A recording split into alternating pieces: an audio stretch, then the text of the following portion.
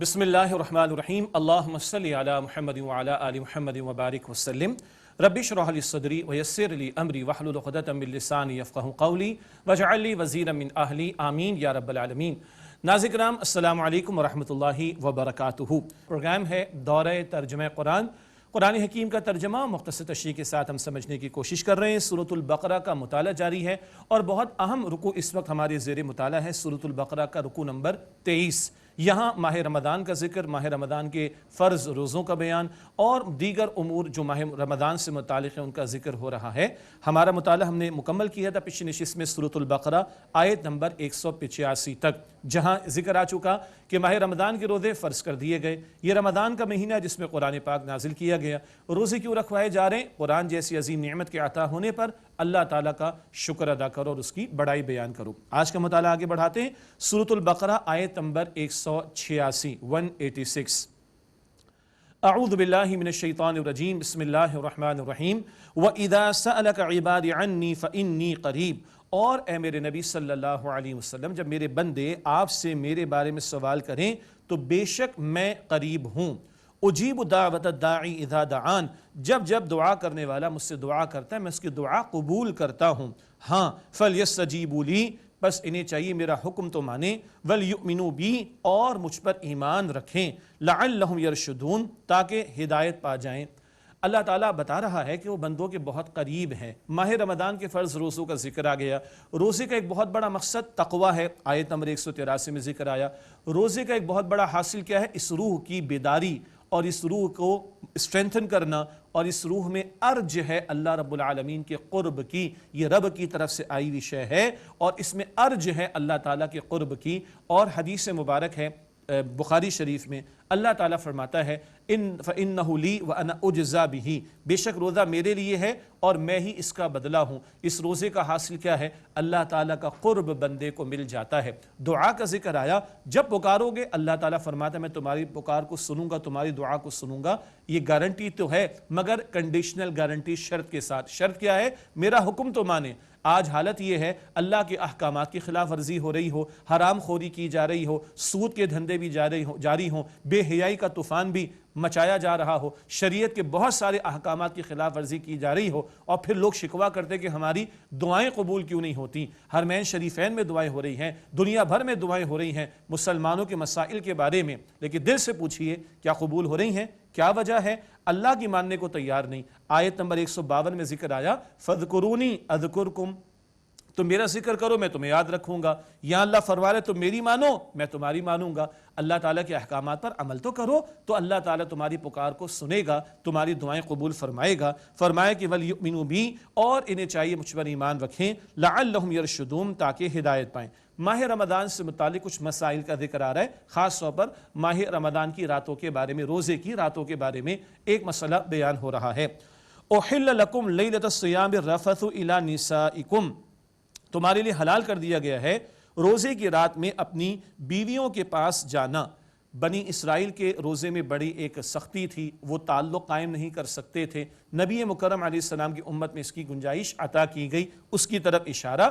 روزے کی حالت میں تو زوجین کا تعلق قائم کرنا جائز نہیں ہے، لیکن روزے کی رات میں قائم کیا جا سکتا ہے، یہ تعلق اس کی حلال ہونے کا ذکر ہے۔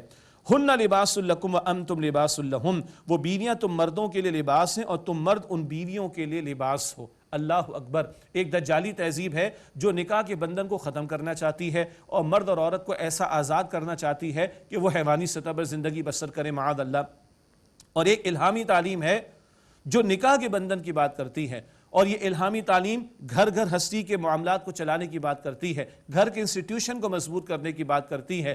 دنیا کی بڑے بڑے ممالک کے صدور ان کو کہنا پڑتا ہے خدا کے واسطے نکاح کرو، ہاں اپنے بڑے بڑے ایڈریسز میں ان کو کہنا پڑتا ہے نکاح کرو، وہ اسپیس وار کے لیے تیار ہیں، اور نیچے گراؤنڈ ریالٹی یہ ہے کہ گھر برباد ہو چکے۔ اللہ کا دین کیا پیاری بات بیان فرما رہا ہے، بیویاں شوہروں کے لیے، شوہر بیویوں کے لیے لباس۔ اتنا قرب کہ جیسے یہ کپڑا میرے ہاتھ کے ساتھ لگا ہوا ہے، ہمارا لباس ہمارے جسم کے ساتھ ملا ہوا ہے، اتنا قرب اللہ تعالیٰ شوہر اور بیوی میں دیکھنا چاہتا ہے۔ اس سے پیارا کوئی جملہ نہیں ہو سکتا، اس سے پیارا کوئی لفظ نہیں ہو سکتا۔ شوہر اور بیوی کے قرب کو بیان کرنے کے اعتبار سے۔ ہاں لباس ہماری زینت کا اظہار بھی، لباس ہمارے عیوب کو چھپا دیتا ہے، کہیں دھبا کہیں کٹ لگا ہے تو لباس پہن لیا چھپ جاتا ہے نا، لباس راحت بھی فراہم کرتا ہے۔ جیسے لباس کے بہت سارے فوائد ہیں، اسی طرح زوجین کا یہ تعلق، نکاح کا یہ بندھن، اس میں بڑی حکمتیں ہیں اور انسانیت کو اس کی ترغیب دلائی گئی ہے۔ فرمایا علم اللہ انکم کنتم تختانون انفسکم فتاب علیکم وعفا عنکم، اللہ تعالیٰ کے علم میں تھا کہ تم اپنے آپ سے کچھ خیانت کا معاملہ کرتے تھے، بس اللہ تعالیٰ نے تمہیں معاف فرما دیا اور تم سے درگزر فرمائی۔ کیا مطلب؟ ایک خیال تھا کہ بنی اسرائیل میں تو منع تھا، یہود کو تو منع تھا روزے کی رات میں زوجین کا تعلق قائم کرنا، پتہ نہیں ہمیں منع تو نہیں ہے، اس شک کے ساتھ کچھ لوگ یہ تعلق قائم کر رہے تھے، اللہ تعالیٰ فرمانے معاف کر دیا گیا اور روزے کی رات میں اس امت کے لیے زوجین کا تعلق قائم کرنا حلال کیا گیا ہے۔ فرمایا فَالْآنَ بَاشِرُهُنَّ، بس مجھ سے صحبت اختیار کرو، وَابْتَغُوا مَا كَتَبَ اللَّهُ لَكُمْ، اور جو اللہ تعالیٰ نے تمہارے لیے طے فرما دیا اسے طلب کرو۔ اشارہ ہے اولاد کے حصول کی طرف۔ نکاح کے ذریعے جہاں زوجین کے لیے تسکین کا سامان ہوتا ہے، وہیں ایک بہت بڑا مقصد اولاد کا حصول بھی ہے، تاکہ نسل انسانی کا قافلہ آگے بڑھتا چلا جائے۔ یہ اللہ کا دین نکاح کی ترغیب دلاتا ہے، اولاد کا حصول ہوگا، گھر گھر ہستی کے معاملات چلیں گے، ورنہ دنیا کے بعض ممالک کا حالیہ مثلا جاپان اور فرانس وغیرہ بوڑھے بہت ہیں، جوان کم پڑ گئے، کیوں؟ نکاح کا انسٹیٹیوشن ختم ہو رہا ہے، اور آج دنیا ہمیں پڑھا رہی ہے سبق کہ بچے دو ہی اچھے، انا للہ و انا الیہ راجعون، اللہ کی کتاب بتاتی نکاح بھی کرو اور اولاد کا حصول بھی ہو، اس کی ترغیب دلائی گئی۔ اس کے بعد روزے کے تعلق سے ایک اور نقطہ بیان کیا جا رہا ہے جس کو ہم سحری کا معاملہ کہتے ہیں۔ فرمایا وَكُلُوا وَاشْرَبُوا حَتَّى يَتَبَيَّنَ لَكُمُ الْخَيْطُ الْأَبْيَضُ مِنَ الْخَيْطِ الْأَسْوَدِ مِنَ الْفَجْرِ، اور تم کھاؤ اور پیو یہاں تک کہ واضح ہو جائے تمہارے لیے فجر کی سفید دھاری رات کی سیاہ دھاری سے۔ اس کو سادہ الفاظ میں صبح صادق کہتے ہیں۔ کھاؤ پیو کوئی حرج کی بات نہیں ہے۔ سحری کے بارے میں اللہ کے نبی صلی اللہ علیہ وسلم نے ارشاد فرمایا السحور برکہ، سحری میں برکت ہے۔ بعض لوگ بس نیت کر کے سوئی جاتے ہیں اور کچھ کھاتے پیتے نہیں ہیں، نہیں، قیام اٹھنا چاہیے، سحری کا اہتمام کرنا چاہیے، اور رات کے آخری حصے میں دعا بھی اللہ تعالیٰ سے کرنی چاہیے، اللہ تعالیٰ استغفار کا اہتمام کرنا چاہیے۔ خیر سحری کی تعلیم دی جا رہی ہے کہ تمہارے لیے فجر کی سفید دھاری رات کی سیاہ دھاری سے علیحدہ ہو جائے، اس وقت تک کھا پی سکتے ہو، یعنی صبح صادق کا وقت، جیسے وہ وقت ہو جائے اب یہ کھانا پینا بند۔ ثم اتموا الصیام الی اللیل، پھر تم رات تک روزے کو پورا کر لو۔ رات سے ہاں مراد غروب آفتاب کا معاملہ، جس کے بعد رات شروع ہو جاتی ہے، اور جیسے ہی غروب آفتاب ہو جائے روزے کا اہتمام اس کو کھولنے کا کر لینا چاہیے۔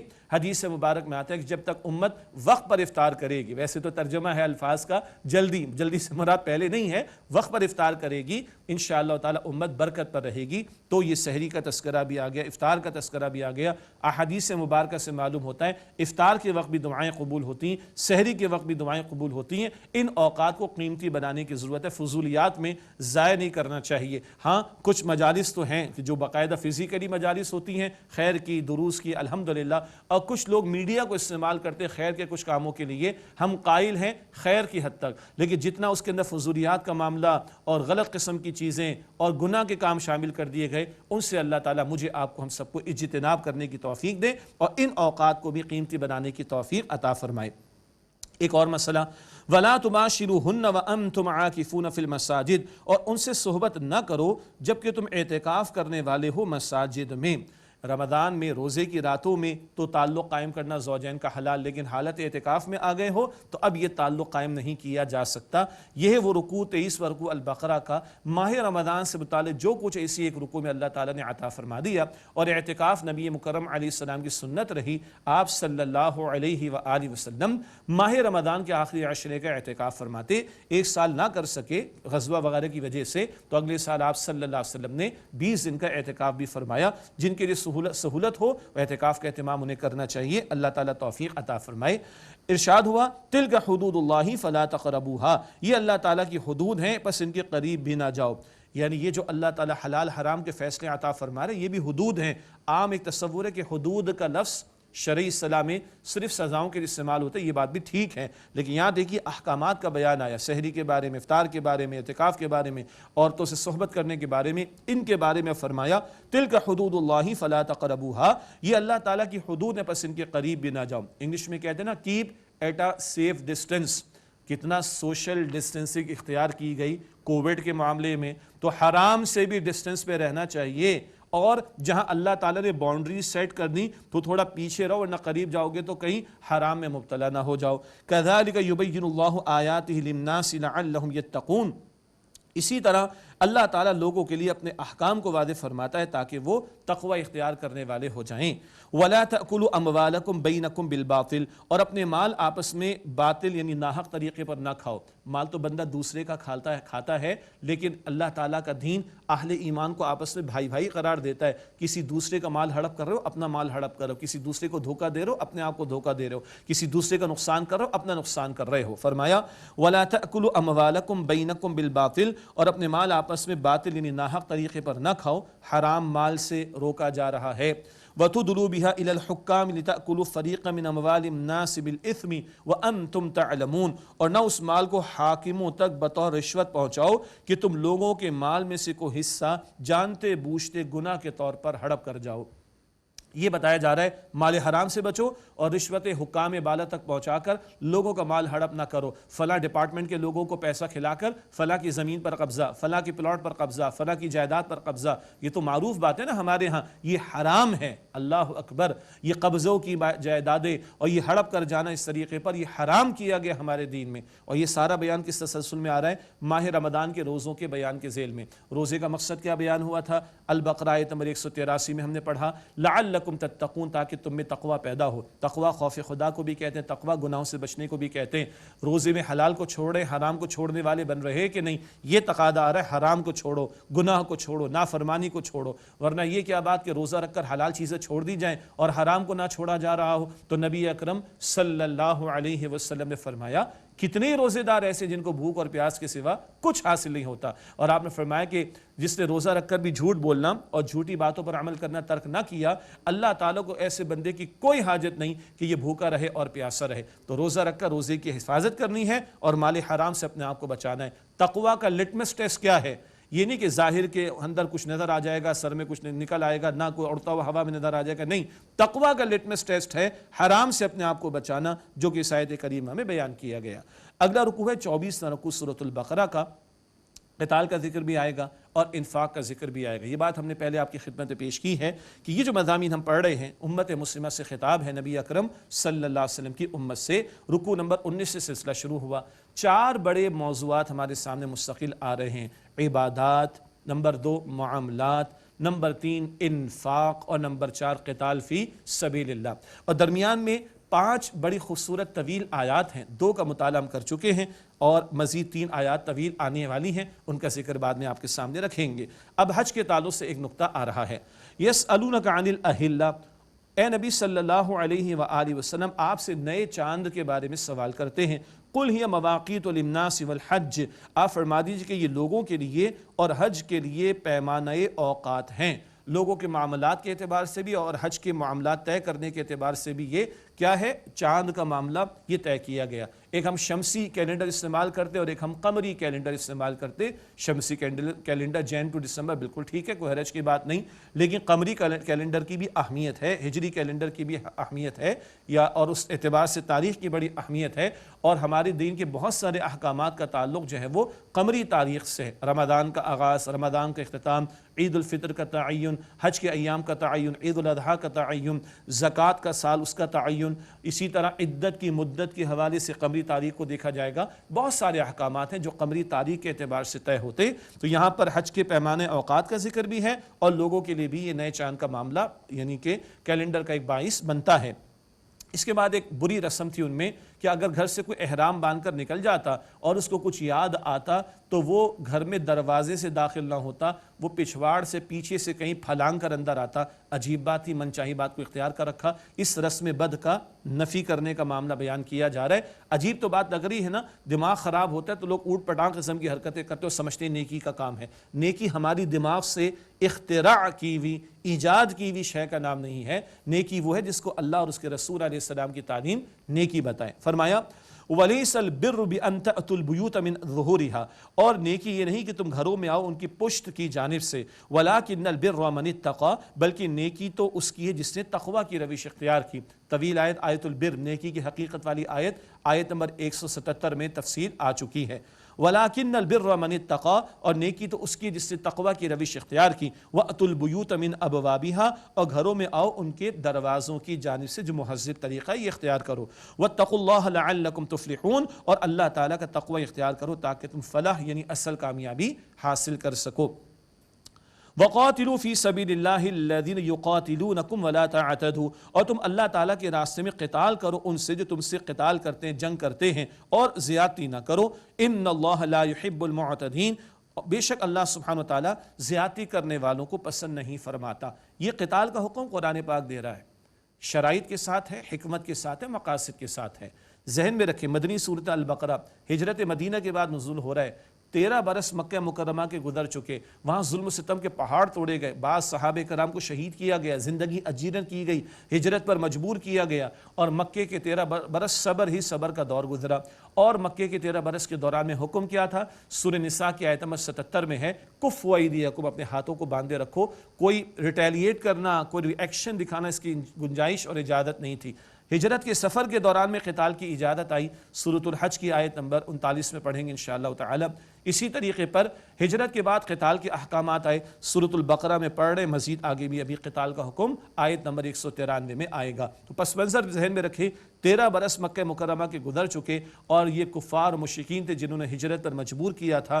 اس سارے پس منظر کے بعد اگلی آیت کریمہ، وَقْتُلُوهُمْ حَيْثُ ثَقِفْتُمُوهُمْ، اور انہیں قتل کرو جہاں انہیں پاؤ۔ پس منظر سامنے رہے تو بات بہت واضح ہے۔ وَأَخْرِجُوهُمْ مِنْ حَيْثُ أَخْرَجُوكُمْ، اور انہیں نکالو جہاں سے انہوں نے تمہیں نکالا۔ وَالْفِتْنَةُ أَشَدُّ مِنَ الْقَتْلِ، اور فتنہ قتل سے بھی زیادہ شدید ترین سنگین معاملہ ہے۔ اللہ اکبر! کیا ہے فتنہ؟ فتنہ آزمائش کو بھی کہتے ہیں، فتنہ ان حالات کو بھی کہا جاتا ہے کہ جب ایک بندہ مومن کے لیے اللہ تعالیٰ کی کامل بندگی ممکن نہ ہو، جب اس کو حرام پر مجبور کیا جا رہا ہو، اور پورے کے پورے دین پر عمل کرنا ممکن نہ ہو، اور بعض مرتبہ ایمان بچانا بھی مشکل ہوتا دکھائی دے رہا ہو، ایسے حالات فتنہ ہیں۔ اور فتنہ یقیناً جو ہے وہ شدید تر ہے قتل کے مقابلے میں۔ قتل کو یعنی قتال، جنگ کوئی اچھی بات تو محسوس نہیں ہوتی، لیکن یہ جو فتنے کا معاملہ یہ بہت زیادہ سنگین ہے، اور اس فتنے کے خاتمے کے لیے آگے بھی ہم ذکر پڑھیں گے، قتال فی سبیل اللہ کا حکم قرآن حکیم میں اللہ رب العالمین نے عطا فرمایا۔ وَلَا تُقَاتِلُوهُمْ عِنْدَ الْمَسْجِدِ الْحَرَامِ حَتَّى يُقَاتِلُوكُمْ فِيهِ، اور ان سے مسجد حرام کے پاس قتال نہ کرو یہاں تک کہ وہ تم سے لڑے۔ یہ حرمت بیان کی جا رہی ہے، حدود حرم ہے، اس کی حرمت کو اللہ تعالیٰ نے بیان فرمایا، وہاں قتال نہ کرنا، لیکن اگر یہ لوگ خود تمہیں جنگ کرنے پر مجبور کریں تو پھر اللہ تعالیٰ نے گنجائش عطا فرمائی۔ فَإِن قَاتَلُوكُمْ فَاقْتُلُوهُمْ، پس اگر وہ تم سے جنگ کریں تو تم بھی ان سے قتال کرو، لڑو۔ كَذَلِكَ جَزَاءُ الْكَافِرِينَ، اسی طرح سزا ہے کافروں کی۔ فَإِنِ انْتَهَوْا فَإِنَّ اللَّهَ غَفُورٌ رَحِيمٌ، پس اگر وہ باز آ جائیں تو بے شک اللہ سبحانہ وتعالیٰ بہت بخشنے والا، نہایت رحم فرمانے والا ہے۔ محض جنگ تو مقصود نہیں ہے نا، ان کو دعوت توحید پیش کرنی، دعوت حق پیش کرنی، اگر باز آ جائیں تو ٹھیک ہے، ان سے جنگ نہیں کی جائے گی۔ جنگ کرنے کا حکم اللہ تعالیٰ نے عطا فرمایا ہے، شرائط کے ساتھ ہے، مقاصد کے ساتھ ہے، یہ بات ذہن میں رہنی چاہیے۔ کوئی ڈیفینسو موڈ میں مسلمانوں کو آنے کی ضرورت نہیں ہے، اور کوئی ذرا معذرت خانہ رویہ اختیار کرنے کی ضرورت نہیں ہے۔ دنیا کے ظالم اور جابر اپنی خواہشات کی تکمیل کے لیے، اپنے اقتدار کو طول اور وسعت دینے کے لیے ظلم و ستم کرتے پوری قوموں کو اڑا دیتے ہیں۔ تو اللہ رب العالمین ایمان والوں کو ظلم کے خاتمے کے لیے، فتنے کے خاتمے کے لیے، مظلوموں کی داد رسی کے لیے، اللہ کے دین کی سربلندی کے لیے قتال کا حکم دیتا ہے۔ چنانچہ یہی بات اگلی آیت کریمہ میں ہے، وَقَاتِلُوهُمْ حَتَّى لَا تَكُونَ فِتْنَةٌ وَيَكُونَ الدِّينُ لِلَّهِ، اور تم ان سے قتال کرو یہاں تک کہ کوئی فتنہ باقی نہ رہے اور دین پورا اللہ کے لیے ہو جائے۔ دین بمعنی سسٹم اور نظام، زمین اللہ کی ہے، نظام اللہ سبحانہ وتعالیٰ کا چلنا چاہیے۔ یہ دنیا کے ریلیجنز ہیں، مذاہب جنہیں اردو میں ہم کہتے ہیں، جو انفرادی زندگی تک معاملات کو محدود رکھنے کی بات کرتے ہیں۔ اللہ نے دین اسلام سسٹم آف لائف، نظام حیات کے طور پر عطا کیا، اور وہ اپنا غلبہ چاہتا ہے۔ اور 3 مرتبہ اللہ تعالیٰ نے قرآن پاک میں فرمایا، سورہ یوسف کی آیت نمبر 40 بھی ہے، ان الحکم الا للہ، حکم کا اختیار اللہ سبحانہ وتعالیٰ کے لیے ہے۔ تو اس کے کلمے کی سربلندی، فتنے کے خاتمے کے لیے اگر کبھی قتال کا موقع آئے تو اللہ کی راہ میں قتال بھی کیا جائے گا۔ فَإِنِ انْتَهَوْا فَلَا عُدْوَانَ إِلَّا عَلَى الظَّالِمِينَ، پھر اگر وہ باز آ جائیں تو کسی پر سختی روا نہیں سوائے ظلم کرنے والوں کے، یعنی جنگ برائے جنگ نہیں ہے، لیکن جو ظلم پر اتر آئیں تو ان کے ساتھ سختی کا معاملہ کیا جائے گا۔ الشہر الحرام بالشہر الحرامی والحرمات قصاص، حرمت والا مہینہ بدلہ ہے حرمت والے مہینے کا، اور حرمتوں کا بھی بدلہ ہے۔ حرمت والے مہینے ہم جانتے ہیں معروف ہیں 4 مہینے، ایک رجب کا مہینہ جو معروف تھا عربوں میں بھی عمرے کے تعلق سے، اور 3 کنزیکٹیو ہیں ذی القعدہ، ذی الحجہ، محرم کے 3 مہینے، یہ حج کے حوالے سے آنا اور جانا طویل سفر ہوتے تھے، اور پھر حج کے ایام ذی الحجہ کے مہینے میں تو ذی القعدہ، ذی الحجہ، محرم، یہ 3 مہینے وہ اور ایک رجب کا، 4 مہینے حرمت والے تھے۔ عربوں میں بھی اس دوران میں جنگ بندی، سیز فائر کا معاملہ ہو جایا کرتا تھا، شریعت اسلامی میں بھی ان کی حرمتوں کو برقرار رکھا گیا، لیکن اگر وہ حرمت توڑیں گے تو پھر اللہ تعالیٰ اجازت دیتا ہے کہ پھر ان سے قتال کیا جائے گا۔ پہلے حرمت مقام کا ذکر تھا، مسجد حرام، اب حرمت وقت کا ذکر ہے حرمت والے مہینوں کے تعلق سے۔ فرمایا الشہر الحرام بالشہر الحرامی والحرمات قصاص، حرمت والا مہینہ بدلہ ہے حرمت والے مہینے کا، اور حرمتوں کا قصاص یعنی بدلہ ہے۔ فمن اعتدى علیکم فاعتدوا علیہ بمثل ما اعتدى علیکم، پس جس نے تم پر زیادتی کی تو تم اس سے بدلہ لو اتنا جتنا کہ اس نے تم سے زیادتی کا معاملہ کیا۔ واتقوا اللہ، اور اللہ تعالیٰ کا تقوی اختیار کرو۔ واعلموا ان اللہ مع المتقین، اور جان لو کہ اللہ سبحانہ وتعالیٰ متقین کے ساتھ ہے۔ جب دعوت دین کا عمل جاری رہے گا تو معافی ہے، درگزر ہے۔ کڑوا گوڑ بھی پی جاؤ، کوئی عیسیٰ علیہ السلام نے فرمایا دائیں گال پر تھپڑ مارے بایاں گال بھی پیش کر دو۔ دعوت دین کے دوران میں تو برائی کا جواب بھلائی سے دینا، لیکن اقامت دین کا معاملہ آئے گا، نفاذ دین کا معاملہ آئے گا، باطل سے ٹکرانے کا معاملہ آئے گا تو پھر سختی بھی کی جائے گی اور زیادتی کا بدلہ بھی لیا جائے گا۔ اب انفاق کا بیان، قتال اور انفاق کا ذکر ساتھ ساتھ چل رہا ہے۔ وَأَنفِقُوا فِي سَبِيلِ اللَّهِ وَلَا تُلْقُوا بِأَيْدِيكُمْ إِلَى التَّهْلُكَةِ، اور اللہ تعالیٰ کی راہ میں خرچ کرو اور اپنے ہاتھوں اپنے آپ کو ہلاکت میں مت ڈالو۔ وَأَحْسِنُوا، اور عمدگی کے ساتھ نیک عمل کرو۔ إِنَّ اللَّهَ يُحِبُّ الْمُحْسِنِينَ، بے شک اللہ سبحانہ وتعالیٰ عمدگی کے ساتھ نیک عمل کرنے والوں کو پسند فرماتا ہے۔ انفاق کا حکم دیا جا رہا ہے، کبھی اللہ کے دین کے غلبے کے لیے مال خرچ کرنا، کبھی دعوت دین کے لیے مال خرچ کرنا، کبھی غلبہ دین کی جد و جہد میں قتال کا مرحلہ ہے تو مال خرچ کرنا، ان سارے پہلوؤں کے اعتبار سے خرچ کرنے اور انفاق کرنے کا تقاضا کیا جا رہا ہے۔ اور بتایا جا رہا ہے کہ تم یہ نہیں کرو گے اپنے آپ کو ہلاکت میں ڈالو گے۔ باطل اگر غالب آ جائے تو تمہارا عقیدہ محفوظ نہیں رہے گا، باطل اگر غالب آ جائے تم پورے دین پر عمل نہیں کر سکتے۔ اس سے بڑھ کر بربادی کا معاملہ کیا ہو سکتا ہے، اس سے بڑھ کر ایمرجنسی اور کیا ہو سکتی ہے؟ تو اس سے بچنے کے لیے اللہ کی راہ میں خرچ کرو، وَأَحْسِنُوا، اور عمدگی کے ساتھ نیک عمل کرو۔ إِنَّ اللَّهَ يُحِبُّ الْمُحْسِنِينَ، بے شک اللہ سبحانہ وتعالیٰ عمدگی کے ساتھ عمل کرنے والوں کو پسند فرماتا ہے۔ وَأَتِمُّ الْحَجَّ وَالْعُمْرَةَ لِلَّهِ، اور پورا کرو حج اور عمرے کو اللہ تعالیٰ کے لیے۔ اللہ تعالیٰ کے لیے عمرہ ادا کرنا چاہیے، اللہ تعالیٰ کے لیے حج ادا کرنا چاہیے۔ بعض لوگوں کو بڑا شوق ہوتا ہے حاجی صاحب کہلوانے کا، اور جناب گھر کے بعد تختیاں بھی لگوائی جاتی۔ کبھی نمازی لکھوایا گھر کے بعد، کبھی روزہ رکھنے والا لکھوایا، تو حاجی کے بارے میں اس طرح کیا ہمیں تصور آ گیا؟ حج کرو اللہ تعالیٰ کے لیے، عمرہ کرو بھائی اللہ تعالیٰ کے لیے، اخلاص نیت اللہ مجھے آپ کو ہم سب کو عطا فرمائے۔ اب کچھ خاص مسائل کا بیان۔ فَإِنْ أُحْصِرْتُمْ فَمَا اسْتَيْسَرَ مِنَ الْهَدْيِ، پھر اگر تم روک دیے جاؤ تو جو قربانی میسر آئے پیش کرو۔ حالت احرام میں قربانی کے بغیر احرام کھول نہیں سکتے۔ وَلَا تَحْلِقُوا رُؤُوسَكُمْ حَتَّى يَبْلُغَ الْهَدْيُ مَحِلَّهُ، اور اپنے سروں کو نہ منڈاؤ یہاں تک کہ قربانی اپنی جگہ پہنچ جائے۔ اس سے مراد حدود حرم، وہاں پہ قربانی کا پیش کیا جانا۔ اس میں تفسیر دم احصار کا بیان بھی آ رہا ہے، تفسیری احکامات کے لیے تفاسیر کو اور فقہی کتب کو دیکھ لیجئے گا۔